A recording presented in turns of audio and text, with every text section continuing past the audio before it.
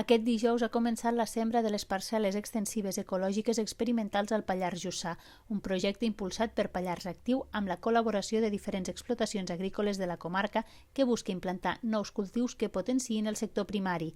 La idea és trobar solucions a la baixada de rendiment agrícola que el canvi climàtic produirà, segons un estudi elaborat a la zona. Vam començar l'any 2021 fent uns estudis per veure si amb el canvi climàtic la terra s'havia de tractar de manera diferent, si podíem fer una producció més sostenible, ja no dic ecològica, però sí més sostenible, i perquè així la terra duraria molt més temps i donaria molt més producció, i després a nivell d'aigua, que cada vegada estem amb menys recursos, també la cosa milloraria.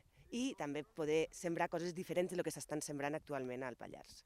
En aquesta fase se sembren 3 camps, un a prop de Salàs, un a Talarn i un a Sant Esteve de la Sarga, i en total suposen prop de 3 hectàrees de terreny. Els cultius elegits són cereal i lleguminosa, concretament ordi, espelta, llentia i favor. Però a banda de veure el comportament d'alguns cultius que ara se sembren de forma minoritària, també es busquen noves formes de gestió del sòl. El que busquem també és noves formes de treballar a la terra amb mínima llaurada, amb mínima intervenció del sòl, per millorar l'eficiència de la gestió dels cultius i sobretot reduir també problemes vinculats a l'erosió i també a nivell econòmic, que és a dir, com més llaures, com més remous la terra, més costos genera. Per tant, és una combinació de nous cultius, llaurada de la terra i sobretot també gestió ecològica.